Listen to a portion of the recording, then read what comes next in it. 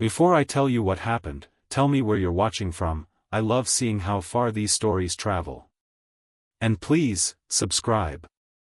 My story might help someone who's feeling alone right now. This is my true story. I was a father who gave my whole life to my children. I worked double shifts, paid every bill, walked them through every crisis, sat through every school meeting, and even carried their burdens long after they were grown. But last spring, the children I raised, the children I loved, did something I thought only strangers could do.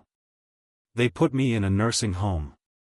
Not a comfortable retirement home, not a community center, not even a place with real medical need. A nursing home for the unwanted. For the forgotten. For those who are too much trouble to keep around. They told their friends I needed full-time care. They told the staff I had memory problems. They told themselves they were doing the right thing. But they were lying. To everyone, and mostly to themselves. They thought they could hide me away quietly. They thought I would fade out of existence. They thought the will, the one they dreamed about, was as good as theirs already. But they were wrong. I had changed it years before. And when the lawyer finally read it out loud, my kids' faces drained of every drop of color. The truth is, betrayal never happens all at once. It starts small. It started when my oldest son, Michael, said, "Dad, maybe you shouldn't be driving anymore." Then my daughter, Claire, said, "You forget little things, Dad. Maybe you need someone to help you manage your medications." Then my youngest, sweet, quiet Daniel, said nothing. Silence is its own kind of betrayal. I wasn't sick. I wasn't confused. I wasn't dying. I was just old. And in their eyes, old meant inconvenient. They used my birthday as the perfect excuse. They took me out to brunch, smiled too brightly, and spoke too carefully. And then they said the words that changed everything. "Dad, we found a place for you." A place? As if I were furniture. "A nursing home," Michael added quickly.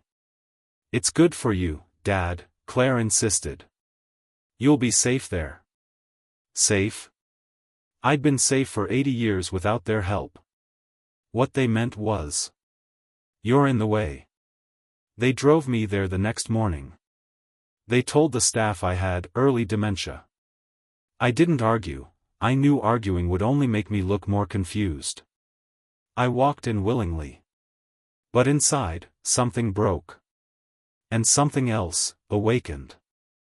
The air smelled like bleach and sadness. Wheelchairs lined the hallway like abandoned shopping carts. People stared blankly at muted televisions. A woman cried in a corner because she forgot where her room was. And my children thought this was where I belonged. A nurse handed me a plastic bracelet, my ID tag. I turned it in my hand and almost laughed. An ID tag? Like a criminal or a lost puppy? But I accepted it.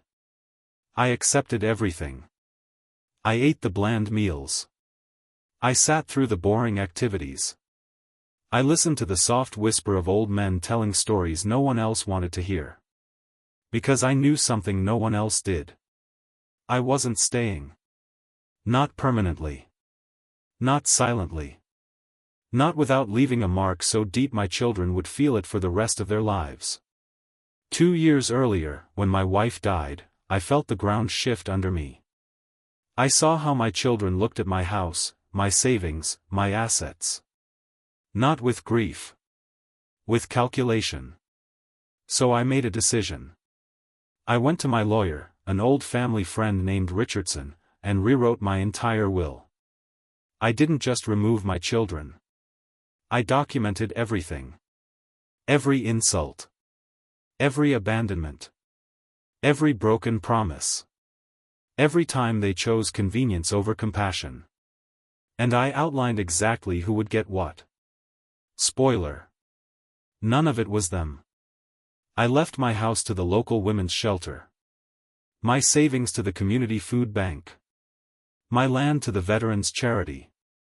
My investments to a scholarship fund. And I left my children one thing. A letter. A letter that would be read out loud only after they gathered for the will reading. I didn't know when that day would come. But that day arrived much sooner than any of us expected. One cold morning in the nursing home, I collapsed. Not from illness. Not from age. From stress, grief, and a deep ache inside me that my children had planted. They rushed me to the hospital. And for the first time in months, my children came. But not for love. Not for comfort. For fear. Fear that I was about to die before they got their inheritance. Fear that the money they spent their lives dreaming about would slip away. I saw it in their eyes. Concern mixed with calculation. I recovered, slowly. But the doctor said I needed rest. And that's when the idea came. I asked the doctor to call my lawyer. And then I asked him to tell my children that my time was limited. They gathered in the lawyer's office like vultures circling a carcass. Pretending to be sad. Pretending they cared. Pretending they weren't already dividing everything in their heads. Michael was sweating. Claire kept patting her face to hide how excited she was. Daniel kept looking at the floor, guilt eating him alive. Then Lawyer Richardson walked in with a thick envelope. "Shall we begin?" he said. He opened the first page. And my children leaned forward. They expected numbers. Properties. Accounts. Amounts. But instead, my handwriting appeared on the screen. They froze. Richardson cleared his throat and read. To my children. If you are hearing this, then you have gathered not out of love, but out of expectation. You put me in a nursing home before I needed one. You erased my independence before I lost it. You treated me like a burden before I became one. But I want you to know. I forgave you long before today. They shifted uncomfortably. I did not change my will to punish you. I changed it to teach you. You valued my possessions more than my presence. So I gave my possessions to those who valued my presence more. Richardson took a breath before continuing. Michael, you taught me that success means nothing without kindness. Claire, you taught me that beauty fades quickest in the heart. Daniel, you taught me that silence can wound more deeply than words. I leave you each $1. My children gasped. Richardson continued. Not because that's what you're worth. But because that is what you valued me at when you abandoned me. Then came the part that made them pale. To the nursing home volunteers who treated me like family, I leave $500,000. To the woman who sat beside my bed and prayed for me, I leave $200,000. To the staff who wheeled me to the garden every morning, I leave $100,000. And to the nurse who held my hand when I thought I would die alone, I leave my house. Silence. Shock. Rage. Then the final line. A parent's love should never be repaid with abandonment. Goodbye. And may you learn, even now, what love truly is. Claire threw her purse across the room. Michael demanded the will be contested. Daniel cried, the kind of cry that comes too late. But Richardson shook his head. Your father was of sound mind, he said. He documented everything. They were powerless. And as they left the office, defeated, humiliated, exposed, I watched from the lobby. Sitting in a wheelchair. Healthy enough now to stand. But sitting because it helped me stay unnoticed. Until I cleared my throat. They turned and saw me. Alive. Alert. Stronger than ever. Claire gasped. Daniel whispered, Dad, you're okay? Michael said nothing, he looked at me like I'd risen from the dead. I looked at all three and said. I was always okay. You just never bothered to ask. Then I wheeled myself out into the sunlight. Not a broken father. A free man. With the inheritance gone, my children faced the consequences of their greed. Their neighbors whispered.